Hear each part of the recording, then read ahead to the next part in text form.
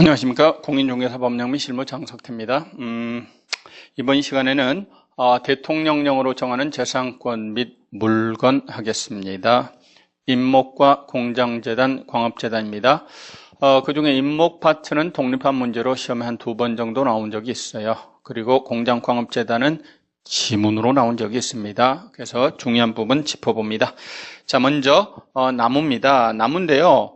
똑같은 나무여도 어떤 공시 방법을 지녔느냐에 따라 운명이 달라집니다. 그렇죠?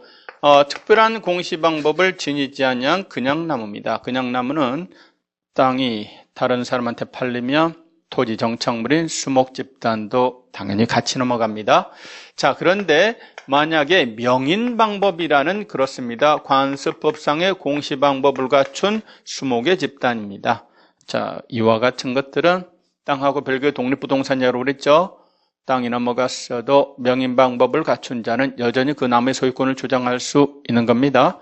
자, 그런데 등기가 된 임목입니다. 나무인데요. 예, 나무인데 등기가 됐습니다. 등기된 나무를 임목이라고 합니다. 얘는요, 땅하고 별개 독립부동산은 물론이거니와 소유권은 물론 저당권의 목적물이 될 수도 있습니다. 그래서 어떤 공시 방법을 지녔느냐에 따라서 그 처리 관계가 조금씩 달라집니다. 자, 임목에 대해서 한번 알아봅시다. 그 표를 보시기 바랍니다. 자, 현재 그 표에 보면 구성물이라고 하는 게 있습니다.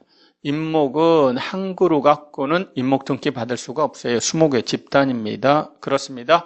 나무 수종에 대한 제한도 없어요. 소나무, 감나무, 배나무 전부 다 등기 받으실 수 있습니다. 자, 그러시고 일필토지 일부에 생육하는 수목 집단도 등기 가능합니다. 모두 아니고요. 일부에 자라고 있는 수목 집단도 등기 가능합니다. 자, 그리고 등기 전 요건은 임목 등록 원부에 등록을 먼저 해야 됩니다. 제가요, 제 땅에 자라고 있는 나무를 등기받고자 합니다. 그렇다면 먼저 뭐부터 해야 된다?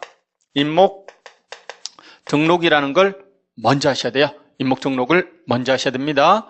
자, 임목 등록을 시군구청장에게 먼저 하시고 임목 등록 원부하고 등기 신청에 필요한 서류를 들고 가면 임목 등기를 해줍니다. 자, 따라서 뒤집어 말하면 무슨 말입니까?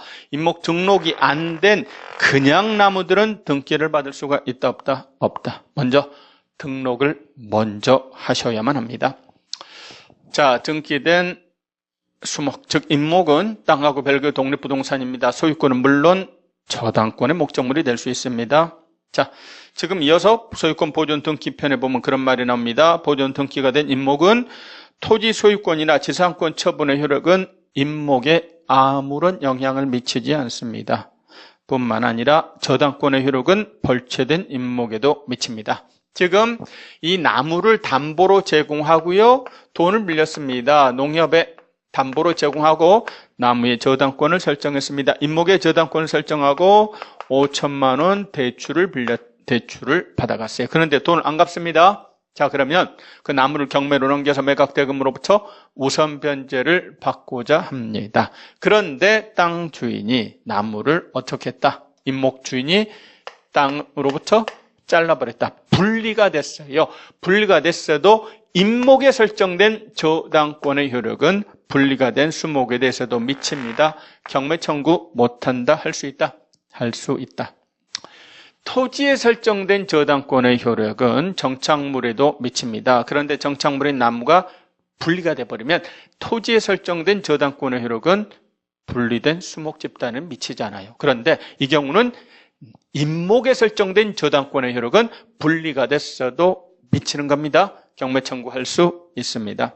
자, 이어서 토지와 임목의 소유자가 동일인에게 속했습니다. 그랬다가 매매나 경매 등으로 인하여 각각 소유자가 달라지면 땅 임자는 임목의 소유자에게 지상권을 설정한 것으로 봅니다. 법정 지상권이 성립하지요. 자, 이어서 저당권의 목적물로 삼고자 할 때는 보험에 붙여야만 합니다. 그렇죠? 지금요, 나무는